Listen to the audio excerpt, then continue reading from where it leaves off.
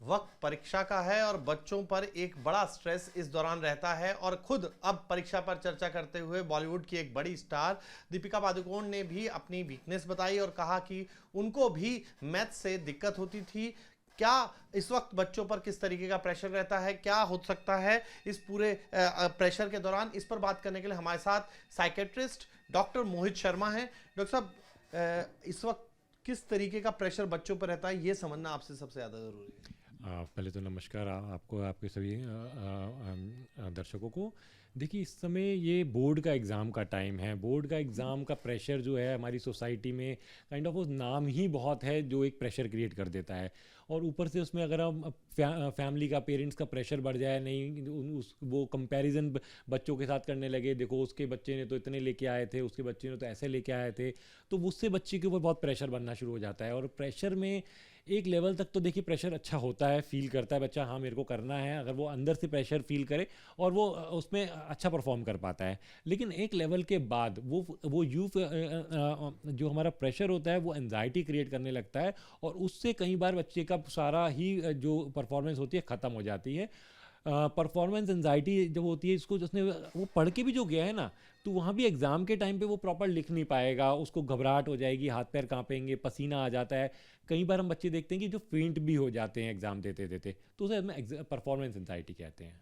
Doctor साहब, इस interview में जिसकी हम चर्चा कर रहे हैं, दीपिका पादुकोण ने भी ये कहा, एक बॉलीवुड स्टार है, उन्होंने कहा कि मैथ्स उनकी वीकनेस था, उसके कारण उनको एंजाइटी फील होती थी।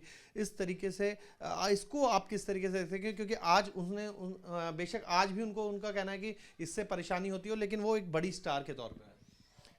बिल्कुल, देखिए अगर हमने एक मूवी भी देखी थी, आमिर खान ने बनाई थी, इस पर्टिकुलर सब्जेक्ट में एक में प्रॉब्लम आना, कुछ बच्चों को कई बार किसी लैंग्वेज में होती है, कुछ को मैथ्स में होती है, एक पर्टिकुलर सब्जेक्ट में ना समझ आ पाने को हम कहते हैं स्पेसिफिक लर्निंग डिसऑर्डर, एसएलडी, या फिर डिसलेक्सिया पहले कहते थे। तो इस प्रॉब्लम में ब्रेन कहीं थोड़ा सा की बनावट इस तरह से होती है कि हम वो पूरी तरह नहीं एक वो पर्टिकुलर सब्जेक्ट समझ पाते, लेकिन इसका मतलब ये नहीं है कि हमारे अंदर कोई कमी है, हम और चीज़ों में बहुत एक्सीड कर सकते हैं। और इस चीज़ को समझते हुए जो सीबीएसई बोर्ड है उसने भी ऐसे बच्चों को थोड़ा टाइम एक्स्ट्रा देना, कैलकुलेटर यूज़ कर पाना, या लैंग्वेज में मिस्टेक्स में कोई मार्क्स ना काटना, बहुत सारी सहूलियतें दी हैं। तो बट ज़रूरी ये है उस चीज़ को पहले पहचानना स्कूल लेवल पे, पेरेंट लेवल पे, कि मेरा बच्चा इस पर्टिकुलर सब्जेक्ट में ऑल टुगेदर वीक फील कर रहा है, तो उसके बाद साइकोलॉजिस्ट एंड साइकेट्रिस्ट को दिखाना और उसका पर्टिकुलर ट्रीटमेंट भी होना, और साथ में उसमें हम बोर्ड में रियायत भी ले सकते हैं। डॉक्टर साहब, आपने जिस तरीके से बताया कि एनजाइटी कई चीज़ों के लिए अच्छी भी होती है कि आप अपने आप पे प्रेशर ले रहे हैं और अच्छा परफॉर्म करके दिखा रहे हैं, लेकिन ये जब एनजाइटी का रूप ले लेती है और फिर उसके बाद डिप्रेशन का, तो इसके लक्षण क्या हैं और कैसे इससे बचा जा सकता है? बहुत बहुत से आपने सही पूछा। एक देखिए, जब एंजाइटी होने लगती है, कोई चीज़ ख़राब लगने लगती है, बच्चों को पढ़ाई ख़राब लगने लगती है, तो हम देखते हैं कि बच्चा थोड़ा कटा कटा रहना शुरू हो जाता है। जब भी पढ़ाई का नाम लो तो उसको कोई ना कोई सिम्टम आने लगता है कि सर दर्द हो रहा है, पेट दर्द हो रहा है। एग्ज़ाम के टाइम में तो कई बार हॉस्पिटलाइजेशन भी बार बार बच्चे की होने लगती है।